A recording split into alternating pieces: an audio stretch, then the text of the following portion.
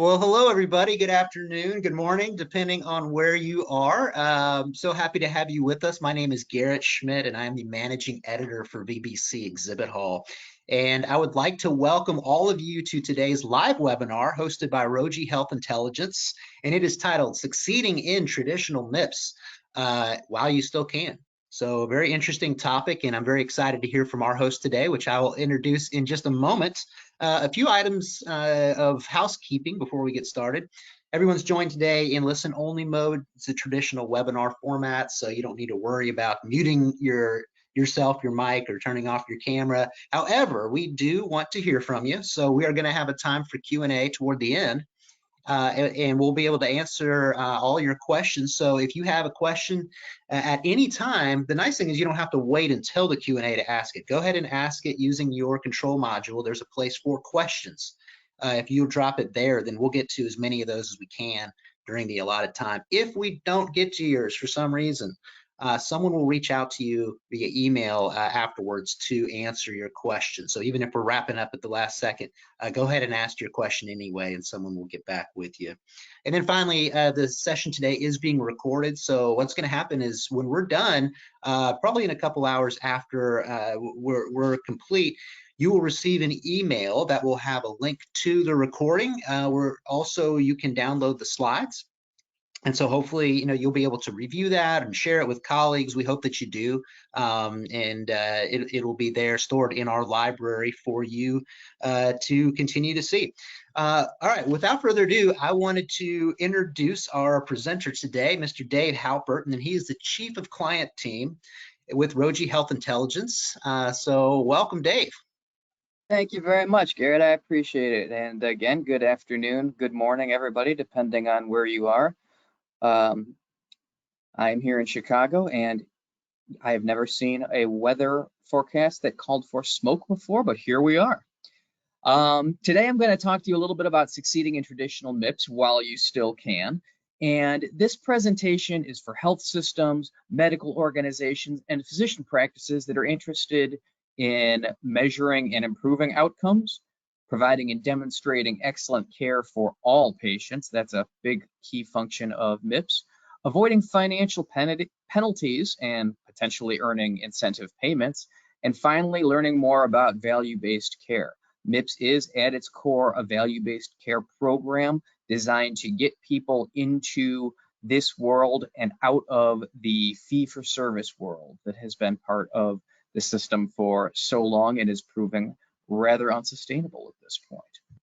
So, high-level overview, and of course, this is the first of many images that you will see that are slightly ridiculous, but they do keep people focused. Today's high-level overview, the origins and principles of MIPS. So, where did it come from? Why did we need it? Then we'll go into an overview of MIPS components and how they're scored. Then we'll look at the evolution of MIPS within the value-based care landscape. So where did it start? How has it progressed? And where is it eventually going to take us in that value-based care landscape? And then finally, we're going to get to the heart of the matter, how to succeed in traditional MIPS. And last but not least, preparing for the future of MIPS as a whole. And so that's where we're going to be going today. Before we get to that, I'd like to tell you a little about us. We provide value-based care technology and services to improve outcomes, cost performance, and equitable healthcare. And our tools are designed to identify patients with persistently poor or high-risk outcomes and target interventions for them. In other words, we want to be able to show you where you stand with regards to various quality metrics and populations, but we also provide the tools and the infrastructure so that we are here to help you improve on those outcomes. Being able to see them is one thing, being able to help you take action in them is something completely different. And that's what we are at the core. We provide our clients with the ability to engage physicians and other clinicians on meaningful and clinical improvement for our patients. So let's get right into the heart of the matter. What is MIPS? MIPS stands for the Merit-Based Payment Incentive merit-based incentive payment system, and it is a program designed by CMS to reward providers, to measure and reward providers who provide high quality care and do so without excessive spending. And MIPS came about as a part of the Medicare Access and CHIP Reauthorization Act of 2015, more commonly referred to as MACRA. Also fun because it has an abbreviation within an abbreviation, CHIP being Children's Health Insurance Plan. And we'll see that later in the show, more abbreviations within abbreviations. But the big thing that MACRA did was that it replaced the sustainable growth rate in 2017. It was tied, the sustainable growth rate was in an effort to balance budgets. It was supposed to rein in the cost of healthcare, but the cuts were so problematic that they kept being deferred. And it got to the point where if that sustainable growth rate formula was put into effect, everybody would essentially take a 25% cut. So it was completely unsustainable, hence MACRA.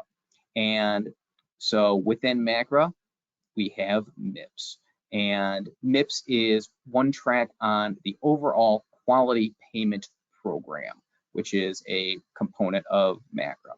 And MIPS itself is combined, the combined version of several legacy programs into one comprehensive program. So prior to MACRA and the quality payment program, there were several different programs that providers needed to participate in order to avoid penalties, and MIPS combines them all together. MIPS is a budget neutral program, and what that means is that all of the incentives that are paid need to come out of penalties that are taken. So it is you get paid more depending on how much better you prove against your competition, and how much of your competition.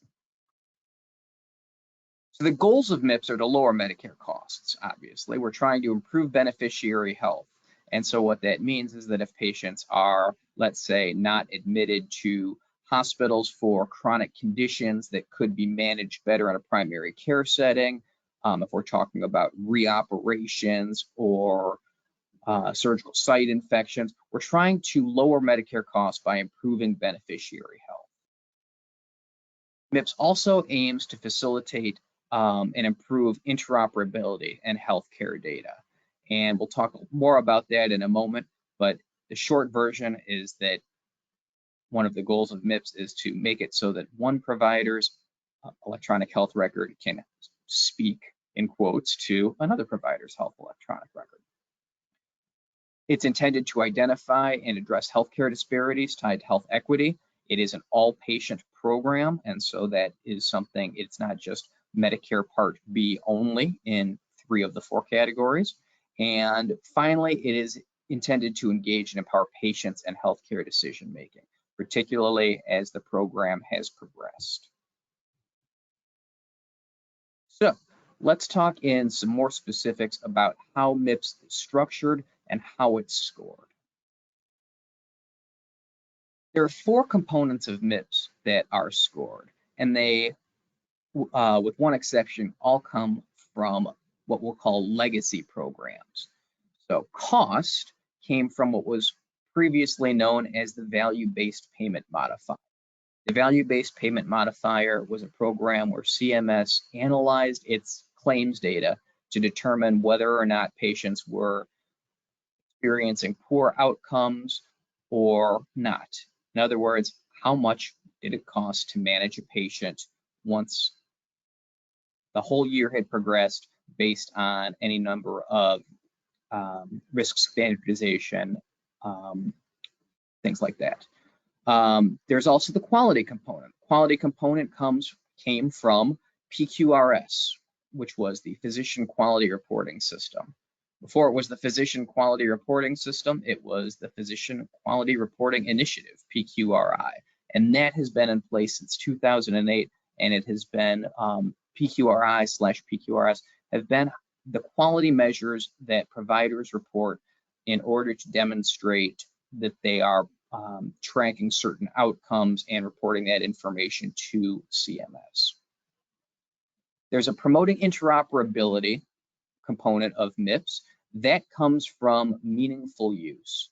So previously, when there were all of the meaningful use attestations that needed to be done, those have since been rolled up into MIPS under the name Promoting Interoperability, formerly Advancing Care Information, now called Promoting Interoperability.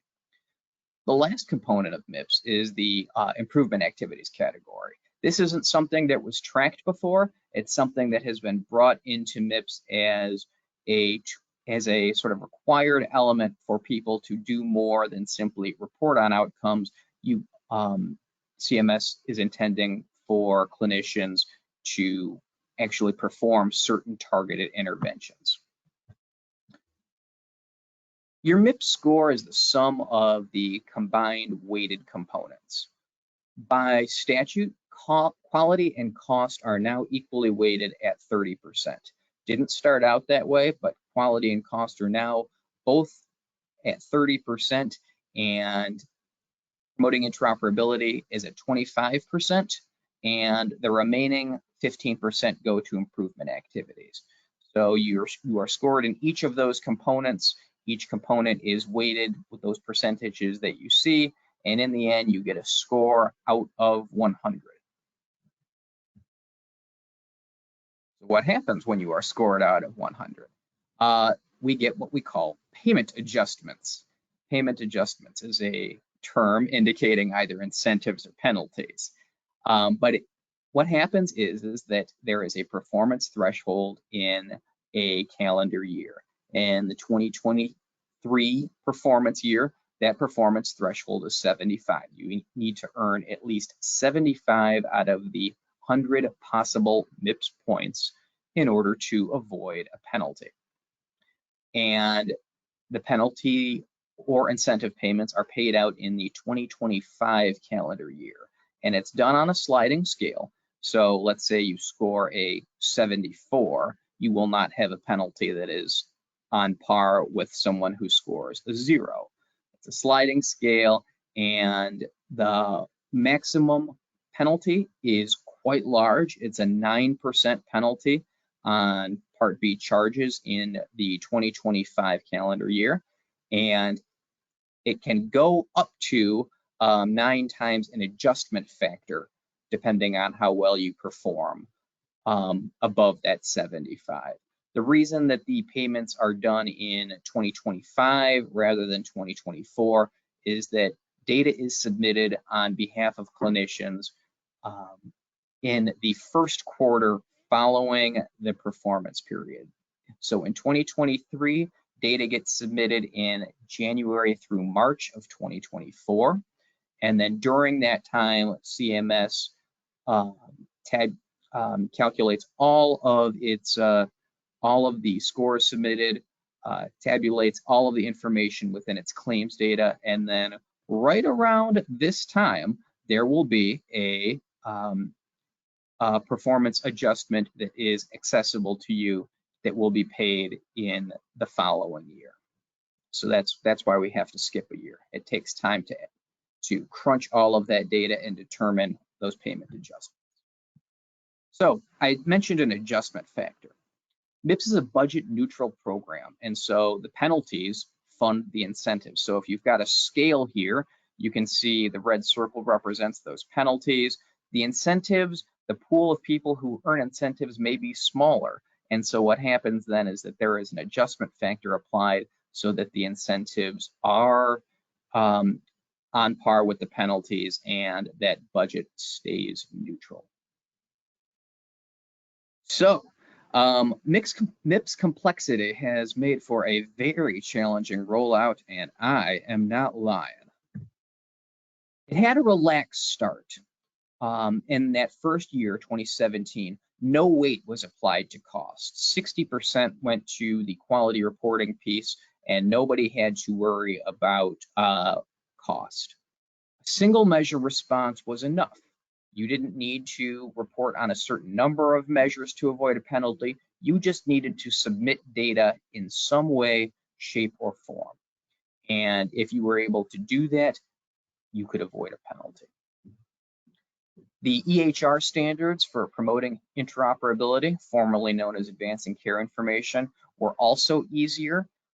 Providers did not have to be on the 2015 CERT edition in their EHRs. They could be on some still in 2014.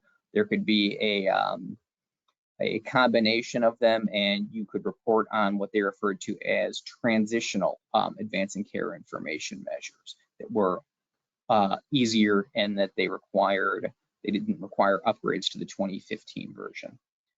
There were bonus points allowed for reporting extra measures of certain types, high priority and outcome measures, and there was an additional incentive earmarked for providers who demonstrated exceptional performance, meaning that they scored very, very well above that performance threshold to a point where they were able to get additional funds on top of it.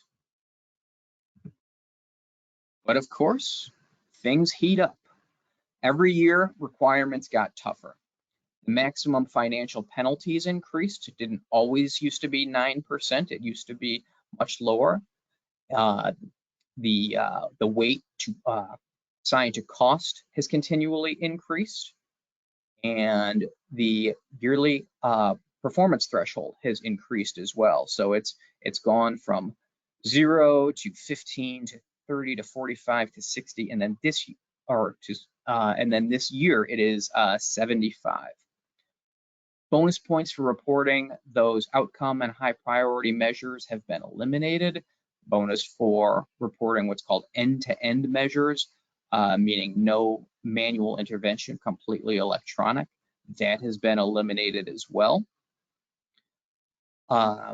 The exceptional performance, that is also gone. There is now a single high standard for the promoting interoperability component. So your EHR, not only does it need to be certified by the 2015 edition, but it also requires the 21st Century Cures update. And finally, and this is the big one for the quality piece, is that measures top out as benchmarks increase. What that means is that when you are reporting on a quality measure, Medicare has a set of performance ranges based on your performance that determine how many points you get for each measure. And so a measure that is topped out means that it is performed so well and so consistently that it is almost a standard of care, meaning that even if you're doing perfectly on a measure, so does everybody else, and it's impossible to differentiate yourself. And so as a result, benchmarks increase. So you are not able to earn the same amount of points that you may have been able to report or may have been able to earn previously, even though you're doing just as well. And so it makes it harder to earn a higher score. So we have increased effort and decreased returns. Successful participation has not yielded big incentive. It's taken a lot.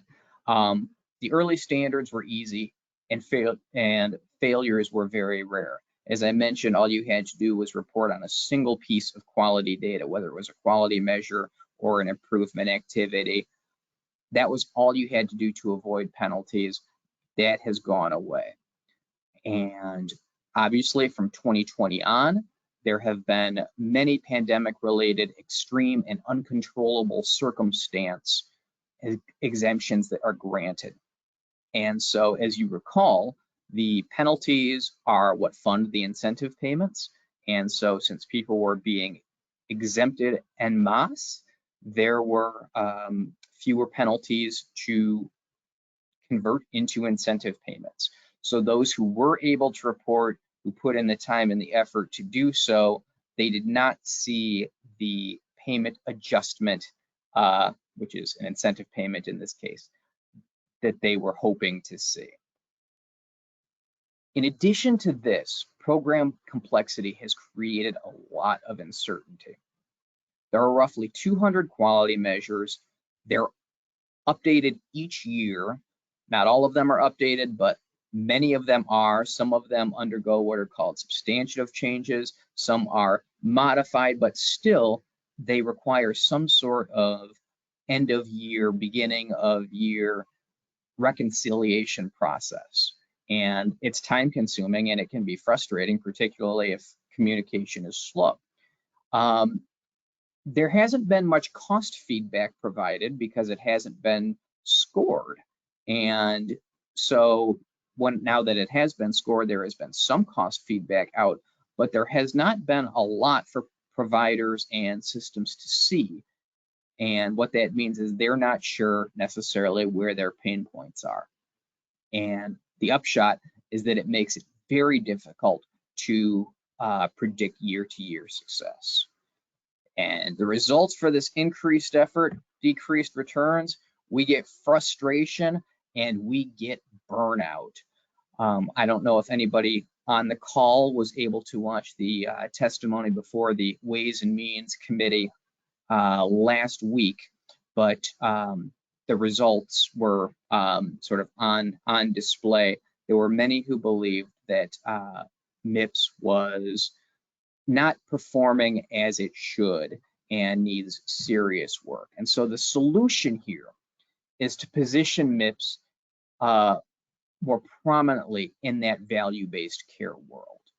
It is becoming, and I'm sure more of this will be codified very shortly. There will be a proposed rule.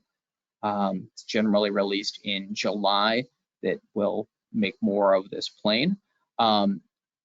Aligning MIPS with alternate payment models. So in the quality payment program, the QPP, there are two tracks to avoiding penalties. One of them is MIPS, and the other one is participation in advanced alternate payment model.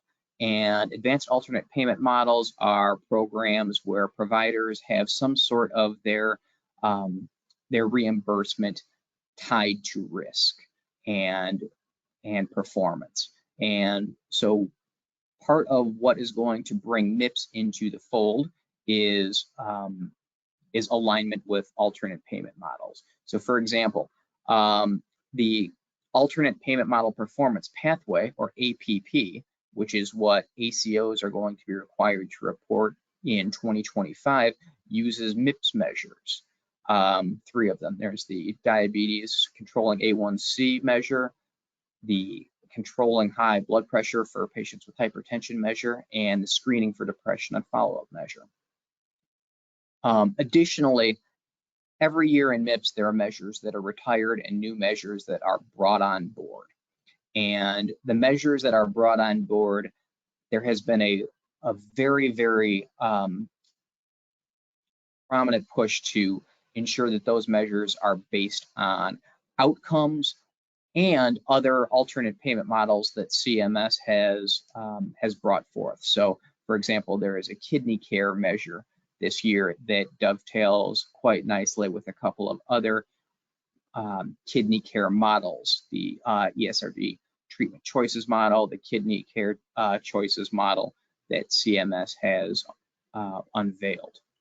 And then finally, there's an increased emphasis on cost, something that does put more risk and looks at and really looks at the drivers of cost, and those include things like procedural episodic cost measures, and those are for providers who are specialty based. And there are also chronic condition measures that are focused on cost that are more focused on primary care measures. So it's got both primary care and specialty providers engaged in cost measures.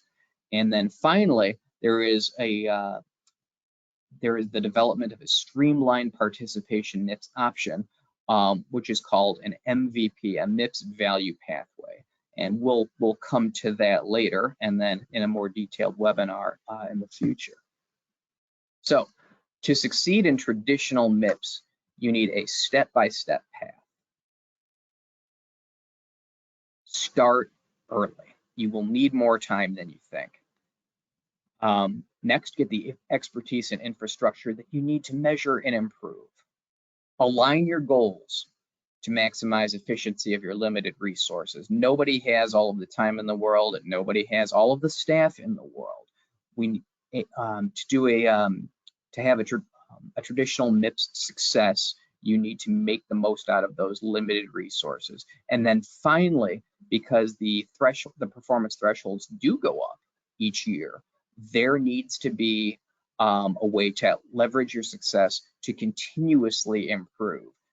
Remaining at the same level may work for a year or two, but it will not be a viable strategy. Let's take these one at a time. Start early. I do love this this image. It is the perfect perfect capture of what happens if you don't start early. You are left with limited options. Your last minute strategy, you have to just simply take what you have. Start with the premise that there will be data related obstacles. Doesn't matter what system you're on, there will be. They'll be there. Maybe it's a question of interoperability, connecting one system to another. Let's say you've converted mid-year. It could be that different people at different clinics are inputting information in different ways. And so as you try to run reports on where you stand, you see gaps in data. By starting early, you have time that allows you to improve, as opposed to waiting till the last minute, running your report, and at that point finding a widespread inconsistent data entry issue that could have been resolved. When it comes to getting experience, or excuse me, to expertise, look for people who have experience. Succeeding in MIPS takes an ONC certified clinical data registry that has gone, for example, reporting electronic clinical quality measures and clinical quality measures to CMS as a third-party intermediary, going all the way back to 2008. That was the initial year that registries were allowed to submit on behalf of providers. You need someone who has experience using your data to create actionable analytics on cost and quality. Anybody can provide a provider to provider comparison or a trend, but if you can't do anything with it, it doesn't matter. We had a client at one point who their idea of an actionable analytic was to, in the physician's lounge, put up a list from most to least of providers with patients with the most excess days. That is not helpful. You need experience, or you need someone with experience who's able to match and attribute patients to specific providers for targeted interventions, or to bridge the gap from one system to another. Someone who has experience recommending and implementing strategies to improve outcomes, and finally, being able to tell you what is a gap in care and what's actually a gap in data.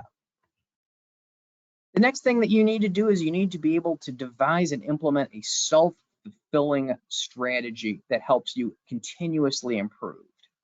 You want to start with the quality measures. They'll give you the chance to identify performance opportunities. One of the rules of the quality component of MIPS is that you need an outcome measure in addition to at least 5 other measures of any type. What that outcome measure does is it makes it impossible to hide your results. There are some measures, and that's been a complaint about MIPS, is that providers are able to report on a very large set of measures, and so it's easy to sort of report on what makes you look the best. But the outcome measures don't give you the opportunity to do that. They'll help you to identify performance opportunities. And what you should do then is look at that next category, the improvement activities that are specifically designed to address quality shortfalls. So that will feed right back into the quality measures. You'll see improved, let's say improved blood pressure control, improved A1C control. And then on the other side, those improvements will translate into lower costs. If someone has a more controlled blood pressure or a better A1C, they are less likely to find their way into the emergency department for some sort of catastrophic outcome. And repeat, as this, there is no shortage of outcome measures out there, and so these are things that you can continue to build on. Give you an example here. So the quality measures can drive that strategy. So if we're looking at A1C poor control, poor performance and partial credit, let's say you only are able to earn 5 out of a possible 10 points, signals an issue. But so what? What can you do now? The first thing that you can do is you can sync your improvement activities with your concerns related to A1C. So there's an improvement activity related to population management that has you review the practices that are in place on targeted patient population needs. So having a high A1C is one thing.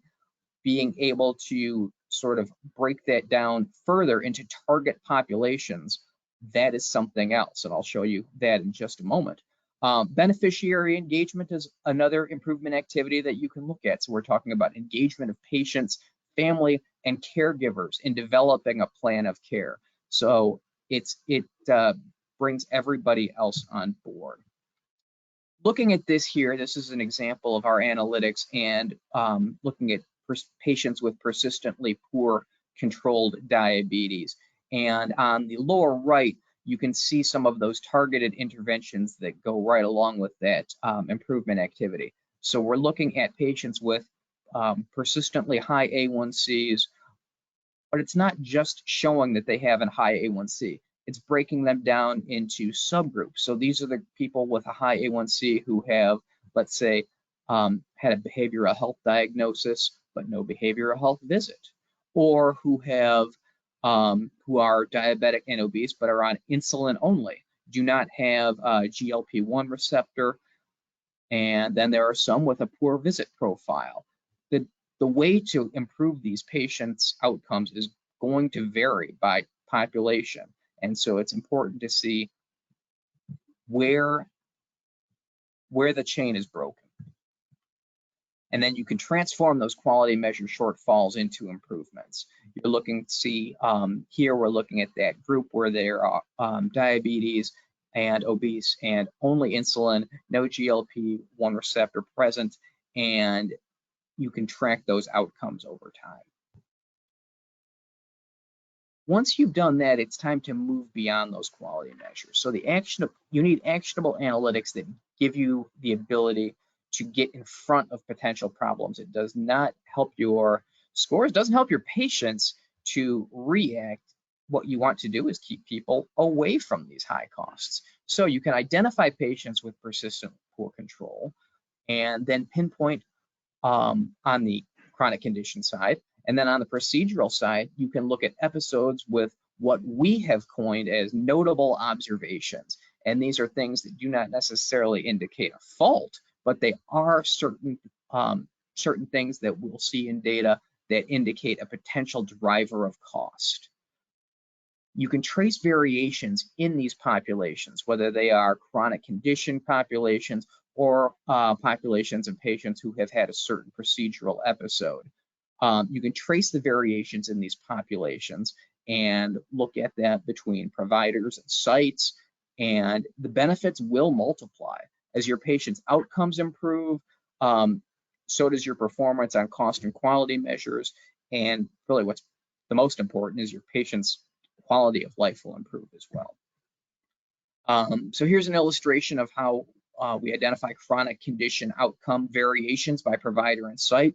So if we're looking at diabetes, hemoglobin A1C, and we've got a set of providers that are attributed patients here, you can see on the y-axis, the vertical, the average A1C, and then on the x-axis, the percentage of patients where there is some sort of persistently poor control. And you can see variations up in that top right quadrant, 3 providers whose patients are consistently have a higher A1C than others and who have a greater population that are that have persistent poor control. Does that mean they are bad providers? Absolutely not. And that's one of the beauties of looking at the data this way is you can start to ask the right questions, but they are meant to be a step-by-step pathway to remove variations. There are any number of excellent reasons, different populations, just one of the many things that that would explain this, but it does help you ask and learn more about your providers and the challenges that they're facing. You can do the same thing for procedural costs. So if you were looking at, let's say, a cholecystectomy, and you were looking at the average costs, you could see which providers did have higher costs than others. Also, which providers had more notable observations compared to others. Again, not an immediate snap to let you know who's good and who's bad, but it lets you know where to allocate your resources. So we've gone through MIPS as it is right now. Let's talk about what's next. There have been some unintended consequences with MIPS, and I alluded to this when I was talking about the Ways and Means testimony. The attempts to entice providers with extensive options for participation has led to some unexpected issues. Having so many quality measures enables groups, especially multi-specialty groups, to mask areas of weak performance. You only need to report on 6 measures. And so what that means is if you're doing all right in your hypertension control and you're not doing well in your A1C, you can get out of reporting the A1C if you report on blood pressures. Consistently high performance among participants has precluded any sort of meaningful comparison. One of the things that you will see if you look at the experience reports coming from CMS related to MIPS is that people tend to do very well. And in fact, most of them are well above that performance threshold, many of them even earning those exceptional performance bonuses when they were available, which is to say that earning exceptional performance doesn't necessarily mean that they did anything exceptional. It was almost the norm. To date, incentives have been less substantial than expected. There haven't been a lot of penalties. And so there's not much to distribute. And then finally, the large libraries of improvement activities, just like the quality measures, are overwhelming. It's difficult for people to understand what they should be doing. And so there have been some course corrections. The first is a series of short-term adjustments. Additional cost measures have been developed and deployed, and these measure specialty care much more. Originally, there were only 2 cost measures. One was sort of an aggregate procedural episode measure, and one was an aggregate total cost of care measure for a specific patient. So how much does it cost to manage a patient over a given year? There are a lot more measures now. And a lot more specific for specialty care. And CMS has also, on the quality front, made it advantageous for participants to report on new measures. And those new measures, as I mentioned, they tend to be more outcome driven. CMS doesn't want to bring in measures that are some of the same old process measures, sometimes referred to as the checkbox measures. They want something that is more of a measure of quality. And so by incentivizing people to report these by saying, if a measure is brand new, the lowest you can possibly get on it is a 7 out of 10. It incentivizes people to look at those measures and try to report them, and that drives a more meaningful comparison. Also, there are going to be some increased data collection requirements beginning in 2024. And then finally, certain provider types are no longer going to be exempted. Many provider types had been sort of allowed to not do anything related to MIPS, and CMS is no longer allowing them to earn automatic exemptions. A longer term course correction is what are being called MIPS value pathways, MVPs. Once again, there we are, the abbreviation within the abbreviation. These are specialty or clinical set of quality measures, improvement activities, and cost measures, but they are sort of synced together. They are much more specific, they're streamlined about one particular topic.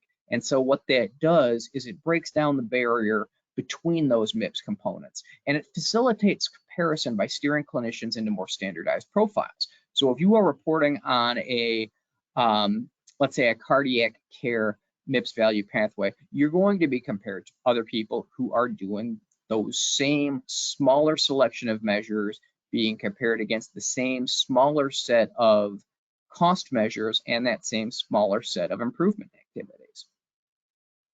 Down the road, there's going to be a requirement to separate multi-specialty groups into component parts for scoring. So while currently large multi-specialty groups are able to collectively report on one set of 6 measures, what MVPs will do is that they will mandate subgroup reporting in 2025, and that will mean, for example, the orthopedic surgeons in a group will need to report on orthopedic surgery MVP.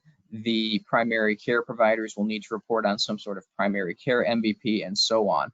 And it's going to be much more challenging for them, but it will also produce more meaningful comparison, and we'll definitely see greater scale payment adjustments. These are intended to replace traditional MIPS in the not so distant future, possibly as soon as 2025. That was floated in last year's proposed rule. Nothing out there yet, but as I said, the proposed rule for 2024, where they will sometimes propose legislation for subsequent years, is going to be out shortly, and we'll know more about that. Regardless of what you're doing, there's going to be a certain set of keys to your value-based care success. The first, maximize your results by aligning your efforts. So if you recall the traditional MIPS strategy that we laid out, that looks a lot like an MVP, right? You're not looking at someone who's going to go off and do a couple of improvement activities, and that person doesn't have anything to do with your quality measure people. These are things where you have to build off each component and improve. Examine whether your procedural episodic costs or your persistent poor control, what is causing that variation between provider or site? Like I said, it's not necessarily a good clinician versus a bad clinician. There are ample reasons. And so what you need to do is get down to the root of those reasons. And once you have addressed them, then with that variation gone, then your targeted interventions are going to be much more meaningful. You need to understand your patient's social determinants of health needs. This is critical. And finally, demonstrate that single high standard of care. Medicare only looks at its claims, and therefore its Medicare patients for the cost front, but all of these other components in MIPS are for all patients, all payers. And if you are able to demonstrate that single high standard of care, you are going to be successful in whatever program you choose. And that takes us to our questions. All right. Well, yes. Well, first of all, Dave, that was a fantastic presentation. And we do have some questions that came in, so we're going to get to as many of these as we can. If you have a question for Dave, please ask it now in using your control module. There's a place for questions on there, so you can just drop it in there. If we don't get to yours today, someone will reach out via email to answer your question. So, all right. First question here is, will we be penalized for reporting traditional MIPS instead of an MVP? No, you will not. The scoring is the same for each of them. Certainly CMS has described its issues with traditional MIPS, and they're taking steps to address them, but the scoring is exactly the same in terms of the weights and the performance thresholds. Okay, great. And a follow-up question is, do people who report MVPs receive extra incentive payments? No, actually they do not. What CMS has done is they are trying to get MVP participation by allowing you to register for an MVP, but you do not, see how it goes, and you can submit it or not. And if you submit traditional MIPS in addition to the MVP, they will take whichever score is higher. So you do not get an additional incentive, but you do, you are sort of held harmless if you either register or don't report, or register and do better in traditional MIPS. Okay, interesting. Next question is, are we exempt if we change EHRs during the middle of the year? No, you are not. And so that is one of those places where you will need some help with someone with experience in data aggregation. So if you, let's say, convert from Allscripts to Epic mid-year, CMS expects you to be reporting on a full 12 years, or excuse me, a full 12 months of quality data. And so you need to be able to ensure that let's say the patient John Doe you saw in February is synced up with the John Doe that you see in November, and make sure that either they are matched appropriately or they are different people, but you are expected to be reporting on the full 12 months of quality data one time, meaning that those two systems need to be aggregated down to the patient level. Gotcha. Okay, next question here is, how does patient choice fit into these models? Providers can perform all the right interventions, but patient compliance is outside of their control. It absolutely is, and that is, there are a few things that CMS has done about that. First of all, they do factor that in when they are looking at the cost measures. They will look at how regionally where spending is. They will look at any number of things. But there are issues with patient choice, and that's something that will always be an issue. It's something that the MSSP ACOs have been trying to contend with as well. It is always going to come down to patient choice, and so the recommendations are just to be very upfront with patients about their treatment options, and to, when you are referring patients, to do so based on a data-driven methodology more than a methodology of, oh, I went to school with this provider, or I played golf with this provider. It's something where if you are looking at and communicate to your patients that one clinician type does have better outcomes than others, that will help alleviate some of the pains that come from patient choice. But you are not alone. Common problem. Next question here is, how do we see non-physician providers like speech language pathologists fit into MIPS? They are included as well. There are different sets of quality, or there are quality measures for them, and if you are reporting at the group level, they are included. But there are quality measures that exist for them, and as MVPs continue to expand, plan on seeing MVPs that are targeted to these specific groups every year. And I'll talk more about this in that future MVPs webinar. There is a development phase and a comment phase where people can propose measures to propose MVPs, so that in subsequent years, different types of providers are able to still fully comply with all of the requirements. Great. Next question here, and by the way, I'm going to plug that next webinar that that Dave is talking about, and I'm dropping a link to register in the chat here. So if you'd like to register for that, and that's going to happen on July the 11th at 1 p.m. Eastern. So we'd love to have you there. Anyway, I'm dropping that link into the chat for you. Okay, next question here is, excuse me, are there measures for unintended and adverse consequences of MIPS, like administrative burden, burnout, attrition, etc., as PDSA of high-level policy impacts?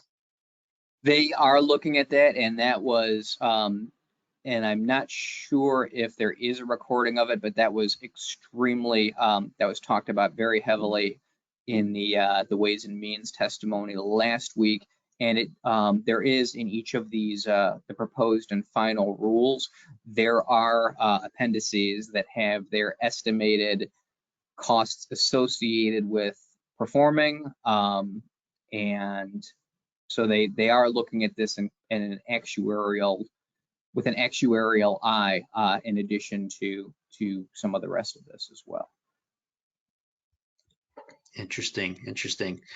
Okay, well, that is actually all the questions that we have. So we're going to go ahead and wrap it up here. Dave, thank you so much. This is a wonderful presentation. Really appreciate. This is one of the comments that came in actually said that this is we'll be listening to this again 2 or 3 times maybe. So thank you for that. There's a lot here. It's my pleasure, and yes, there is a lot there. It is a complex program. Indeed it is. All right. Well, hey, as we wrap up, I wanted to encourage you to stop by vbcexhibithall.com and check out the Roji Health Intelligence virtual booth that they have there. There's a lot of resources there at the booth, ability to get in touch with the Roji team and interact with them and kind of get a snapshot of what they're doing in the space. And kind of educate yourself on their services as well. So that's at vbcexhibithall.com. So go by and check that out. And then finally, if you would like to reach out to Dave or to the Roji team, you can do that here on this last slide. You'll see their contact information. Dan Cronin also will be able to help. He's in business development, so feel free to reach out to either of them, or feel free to reach out to me as well, and I'm happy to facilitate an introduction or put you in touch with who you need to be in touch with. So again, thank you all so much. I'm going to be sending out a link to the recording where you can watch that again 2 or 3 times and also download the slides, which I know will be helpful as well. And also I'll have a link. I'll send a link to that next webinar in the thank you note. So we hope to see you there. But have a wonderful rest of your afternoon, everybody. Thank you for joining. See you next time. Thanks. Bye-bye.